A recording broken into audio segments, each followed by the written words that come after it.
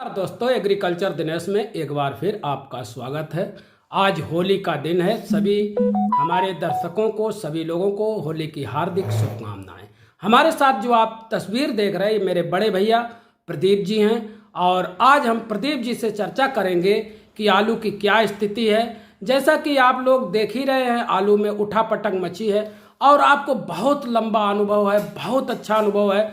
सबसे बड़ी बात है कि कमेंट आने लगते हैं, प्रदीप जी का इंटरव्यू डालिए, सुशील कटियार जी का इंटरव्यू डालिए, तो अनुभव बहुत अच्छा है। आज हमारे साथ हमारे बड़े भैया प्रदीप जी हैं। बहुत बहुत स्वागत है भैया आपका।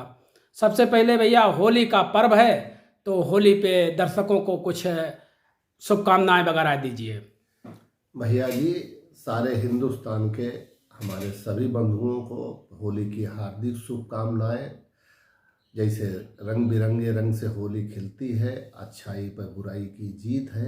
प्रहलाद भक्ति की जो कथा है सभी हिंदुस्तान वासियों को मालूम है, तो सारे के सारे सभी लोगों के भगवान कष्ट दूर करे, यही मेरी हार्दिक शुभकामनाएं हैं आपके चैनल के माध्यम से भैया जी।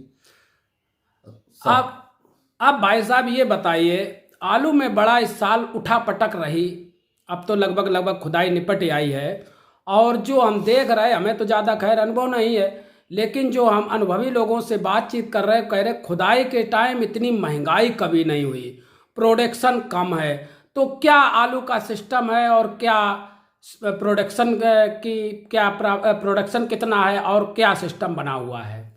देखिए, अंत भला तो सब भला, ऊपर वाले की कृपा से आलू जिस समय थोड़ा मद्दा होने के चांस बने थे, बूंदाबांदी हो गई, तो जो थोड़ा मतलब लेबर समस्या से बरामदों में जाम लग रहा था जी, कोल्ड में, अच्छा घर घर ट्रैक्टर हो गए, तो मशीनीकरण हो गया, खुदाई बहुत जल्दी, घर घर ट्रैक्टर हो गए। अब हर छोटे बड़े किसान के पास 5 लाख में ट्रैक्टर 6 लाख में आ जाता है। 10 बीघा वाला है, वो भी ट्रैक्टर लेने क्षमता उसके पास ट्रैक्टर है, तो बहुत जल्दी समेटता है। तो ऊपर वाले ने जब देखा कि किसान को यहाँ झटका लग जाएगा, तो उसने 2-4 रोज के लिए बूंदाबांदी करके मामला ठंडा कर दिया। तो उसमें क्या हुआ, बरामदा खाली हो गए और एकदम से ये लग रहा था कि जाम लग जाएगा, आलू बहुत ज़्यादा है। वहाँ पर 2 दिन केवल ओनली बाजार झटका लिया, बूंदाबांदी में अपनी जगह पलट के आ गया। उसके बाद में वही हाल अभी आगरा में हुआ। एकदम से ये लगा कि जाम लग जाएगा, जाम, वहाँ भी जरा सा बूंदाबांदी हुई, 24 घंटा समय मिल गया। उसके बाद ये लग रहा आलू खत्म, वही हाल यहाँ हो गया।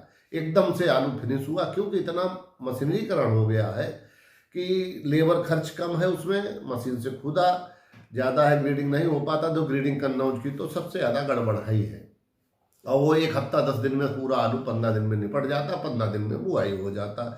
तो वही हुआ, आलू सिमट गया। ये लगने लगा था कि 80, 85, 90 हो जाएगा, लेकिन 70, 72, 75 पे आकर गाड़ी रुक गई। तो आपकी नज़र में कन्नौज और फर्रुखाबाद की अगर बात करें तो 70-75% के आसपास ही कोल्ड हैं। हाँ, 20% स्टोर फुल है जी, उसमें 40% स्टोर ऐसे हैं जो आधे से कम है। जी जी जी, बिल्कुल बिल्कुल। 30% स्टोर ऐसे है, 70, 80, 75, 90, मतलब तो सब कुल मिलाए के वही 70, 75, 72, 70, 75, 72 का रेशियो। आपकी नज़र में प्रोडक्शन कितना कम हो गया? वही 10 कट्टी, 5 कट्टी, 15 कट्टी, किसी का 20 कट्टी, सब मिलाए जुलाए के 20% तो मान ही लो। 10-15% तो कमी मान ही लीजिए, और 10-12% भंडारण जो बढ़ा वो कमी हो गई, तो सब मिलाए 25% कमी हो गई। ठीक है, पूरे हिंदुस्तान में है ये हिसाब। बंगाल की पोजीशन पे अगर बात करते हैं, हमारे भाई राशिद भाई इस साल बंगाल गए थे और उन्होंने दिखाया, आपने भी उनके वीडियो देखे होंगे शायद, तो उन्होंने बहुत कम प्रोडक्शन बताया, लेकिन बंगाल ऐसा जी जी जी देखिए, बंगाल की स्थिति वो जहाँ गए वो ठीक है, हमारा तो पूरे बंगाल से संपर्क है जी।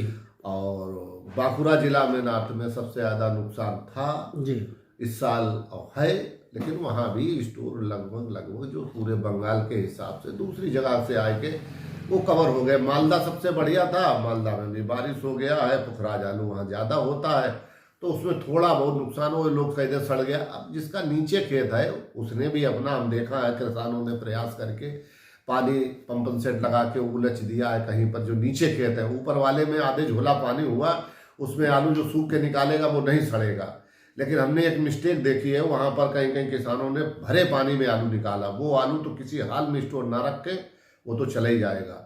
आलू पानी गिर जाए, आलू दोबारा मिट्टी सूख जाए तो मिट्टी पालती है, वो आलू सड़ता नहीं है। जो आलू गीला निकाल लेगा वो आलू डैमेज स्टोर में जरूर हो जाएगा, उसको कोई नहीं बचा सकता। यूपी के आलू के ऊपर बंगाल का बहुत बड़ा महत्व रहता है, जैसा कि पिछली साल भी देखने को मिला। जब बम्पर प्रोडक्शन यूपी में था तब बंगालियों ने खरीद की फर्रुखाबाद और छिबरामऊ में, जिससे कि पूरी साल समांतर रेट बने रहे। इस साल रेट में करंट है, क्या इस साल भी बंगाल का कोई असर देखने को भाव में मिलेगा?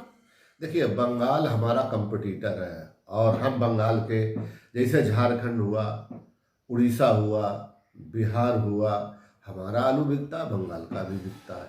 अगर बंगाल मद्दा बैठेगा तो पूरा झारखंड, छत्तीसगढ़ वो टोटल बंगाल के ऊपर डिपेंड हो जाता, उसको 2 पैसा मद्दा मिलेगा, वहाँ से मंगाए, हमसे क्यों लेगा।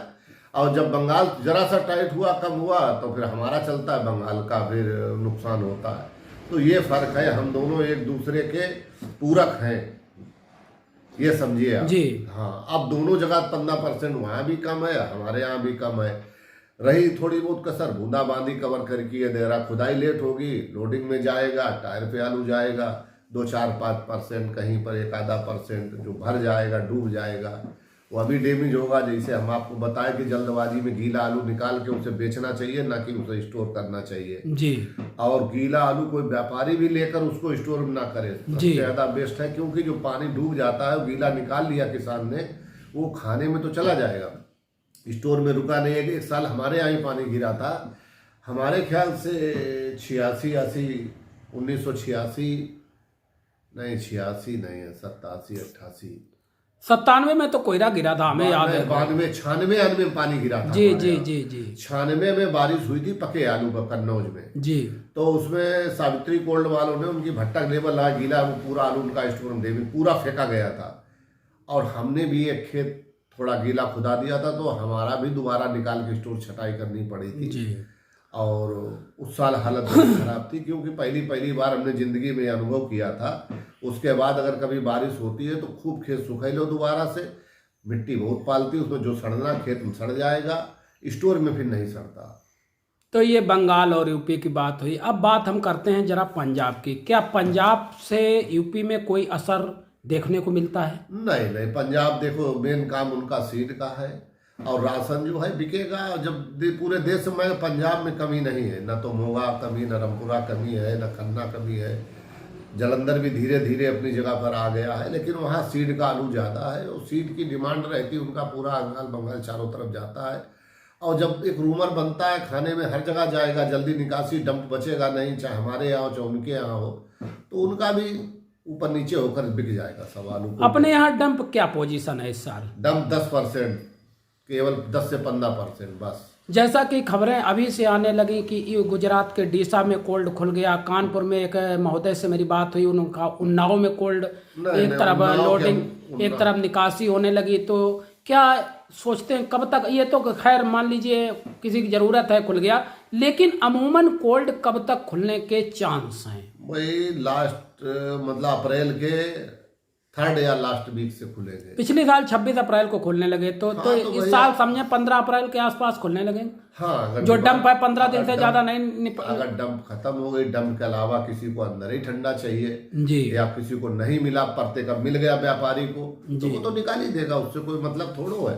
किसी को जरूरत है, बेच रहा है, उसको पैसा चाहिए, अब व्यापारी ने लिया और उसका पैसा खड़ा हो रहा है, तो बेचेगा, निकाल। एक बहुत बड़ी बात सर कि जब आदमी, जैसे हमने मार्च में आलू रखा और 15 अप्रैल को निकाला, तो यहाँ भाड़ा यूपी में पूरा पड़ता है। देखिए, सिस्टम अपना अपना जी, यहाँ तुरंत रख के तुरंत निकाल लो, भाड़ा पूरा पड़ेगा।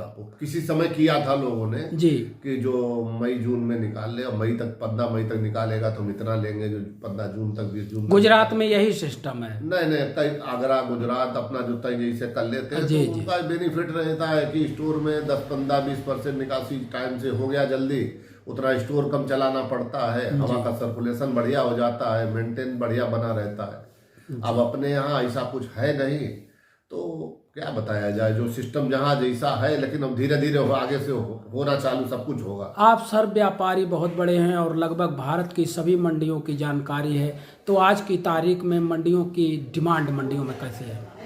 देखिए डिमांड है, लेकिन दक्षिण भारत की जो डिमांड है वो कहीं नहीं। नॉर्थ में अभी खुद उनका लोकल का आलू है, जी जा रहा इधर से भी, लेकिन उतना नहीं जा ना अभी उतना जाएगा जी। लेकिन कुल मिला के गुड लक है। सभी किसान भाइयों को अच्छे पैसा मिलेंगे, समय से बशर्ते बेचते रहे। स्टॉक कोई ना करे, अपनी ज़रूरत है तो उस हिसाब से थोड़ा थोड़ा बेचे, कई बार हम बेचे।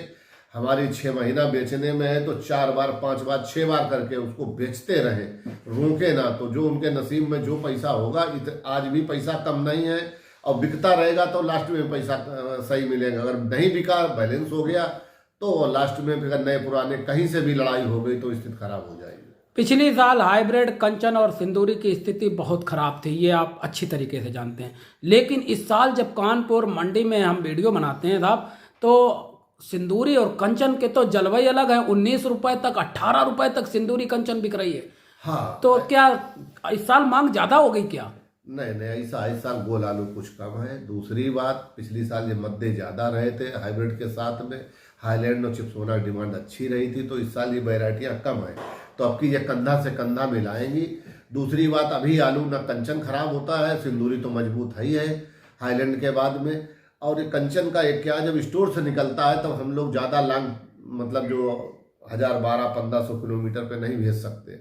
भेजते हैं तो उसमें गर्मी में डैमेज हो जाता मई जून में, तो उसमें तरबूज छुरी गिरे, छुरी तरबूज गिरे, कटना व्यापारी को है, वहाँ डैमेज माल पहुँचता है। कितना भी बढ़िया यहाँ से भेजो तब वो पैसा कटता है, तो हम लोग उससे अवॉइड करने लगे। यूपी में अगल बगल जो शाम लदे सुबह मंडी हो जाए, वहाँ कंचन बिकती भी अच्छी है। और कंचन सिंदूरी कल की आपको बता रहे 19 रुपए सिंदूरी बिकी कल। हाँ, आपको हमने पहले ही बताया था कि बाराबंकी भविष्य में पहली बार ऐसा है जो स्टोर खाली रहेंगे। कैपेसिटी तो हर साल बढ़ती है। और ये सिंदूरी कंचन और हाईलैंड बाराबंकी के ज्यादा होता है। बाराबंकी में सिंदूरी ज्यादा होती है। सिंदूरी, हाँ, और कंचन अपने यहाँ भी ज्यादा होता, कुछ वहाँ भी होता है। सलवन वगैरह में कंचन ज्यादा करते हैं जी। और सलवन हो चाहे कन्नौज हो चाहे बाराबंकी हो, ये लाल के गढ़ है जी। हाँ। आज के रेट क्या है सर जी? अब बाजार तो आप बता ही रहे हो। नहीं, हाईलैंड में वैसे क्या रेट आज बिक रहे हैं? हाईलैंड भैया जी देखो, अपने यहाँ तो बची नहीं है, तो चाहे 9 से बिक जाए, चाहे 9.25 से, चाहे 9.5 से कट्टा के दाम है। हाँ, तो ये कोई भाव, मतलब 1000 रुपया कट्टा तो अमूमन आ गया। आप क्या करोगे, स्टोर का खर्चा लगाए तो 1000 से ऊपर हो गया। मतलब एक नारा दिया कुछ व्यापारियों ने कानपुर में कि होली बाद 2000 के पार। क्या 2000 के पार हो जाएगा होली बाद? बिल्कुल, अब तो हुआ ही रखा है जी। क्या है, 150 रुपए में 2000 है। तो 2-3 साल का जो घाटा किसान का इस साल पूरा होता हुआ जब बेचेगा। हाँ, बेचना चाहिए। बिल्कुल, ये बात आपको जरूर ध्यान देनी है। भाई साहब को बहुत बड़ा अनुभव है, आप भी इस बात को जानते हैं। हम बराबर जब से हम वीडियो बना रहे हैं दिखाते रहते हैं, और आपका अनुभव हम इसीलिए शेयर करते हैं कि कहीं हमारे वीडियो से या आपके बताने से किसान को 4 पैसे का लाभ हो जाए। तो कुल मिलाकर के रेट बढ़िया है, बेचना चाहिए। बेचते रहेंगे तो और अच्छा लाभ मिलेगा। पिछली साल भी पूरी साल कहते रहे बेचते रहना, और धीरे धीरे आलू निकल गया। तो भाई साहब, अब सभी मंडियों में इस टाइम मांग चल रही है। चिप्सोना के कोई खास अभी हमें रेट नहीं देखने को मिले। मंडी में सफेद के भाव ही चिप्सोना बिक रहा है। नहीं, फरकाबाद टाइट बिका, कल भी 1755 तक बिके हैं आलू, ऊपर भी बिके हैं। और अपने यहाँ तो 9 से पौने 9 से 9 से पौने 9 से 8.5 से 9 से छूट बिक रहा है जी। कुछ नहीं रहा आलू में। हमें 200 कट्टा चाहिए था, बनारस चले गए, इकट्ठा हो गया जी। हमारे 200 कट्टा हमारे कानपुर के मित्र हैं उनको देना है, वो 200 कट्टा आलू नहीं मेरा स्टोर पहुंच पाया। जी जी जी। हम 10-20 रुपया मध्य चक्कर 850 के लपेट में बन जाए। अब कल तो हमने बोल दिया जिस रेट बने भैया उस रेट, चाहे 9 से बने चाहे पौने 9 से को, अभी तक 200 कट्टा आलू नहीं बन पाया मेरा। जी, तो 200 कट्टे चाहिए। जिसके पास है वो अभी नंबर नीचे चलेगा, फोन कर लेना कि प्रदीप जी को 200 कट्टे चाहिए। फिलहाल जिसके पास भी आलू है, नंबर आपको मिलता रहेगा, फोन करें, संपर्क करें और अपने व्यापार को बढ़ाएं। व्यापारी भी मिल सकते हैं और किसान भाई भी। तो आखिरी बात सर, किसानों को अब क्या संदेश देना चाहेंगे? इस साल किसानों की साल है, किसानों के पाले में गेंद है। किसान भाइयों को बस यही संदेश है, आराम से होली मनाओ, खेलो, समय पर अपना जरूरत के हिसाब से बेचते जरूर रहिए आलू। हर भाव में बेचिए, इकट्ठे के लिए कोई ना बैठे। जी, बहुत बहुत धन्यवाद आप।